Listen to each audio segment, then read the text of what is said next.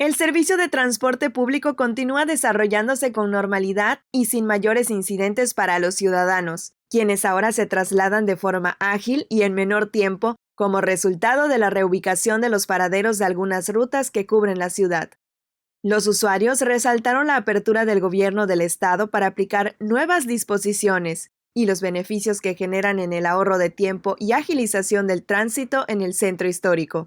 Pues la verdad quedó muy bien, o sea, es preferible porque pues mucha gente trabaja y pues lo más cercano que me queda a mí es esto. A este lado, a la 61, me tomaba mucho tiempo porque tenía que ir hasta el mercado muchas veces. Bueno, de hecho hasta el mercado son como de 15 a 20 minutos caminando. Y pues ahorita es menos, o sea, como 10 minutos para ir al mercado. Pues la verdad va muy bien, o sea, independientemente de lo que han hecho, de los cambios paraderos y todo eso, hasta ahorita van bien.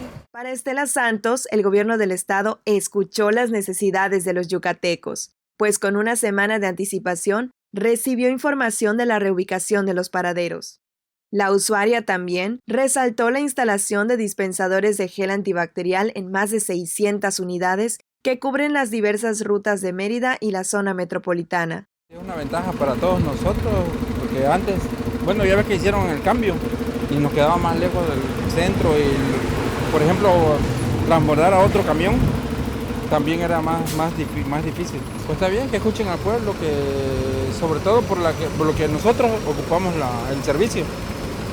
Nosotros lo ocupamos, ellos pues son para eso, ¿no? Para servirnos.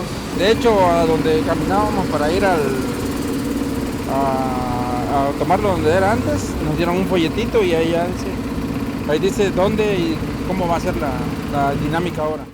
La reubicación de los paraderos son parte de las adecuaciones al plan de mejora a la movilidad urbana en el centro histórico de Mérida, resultado del trabajo coordinado entre el gobierno estatal, ayuntamiento y la Canacome. En las mesas de evaluación para beneficiar a la economía local, sin exponer la salud de quienes acuden a esa zona de la ciudad. Teleyucatán te informa. Teleyucatán te informa.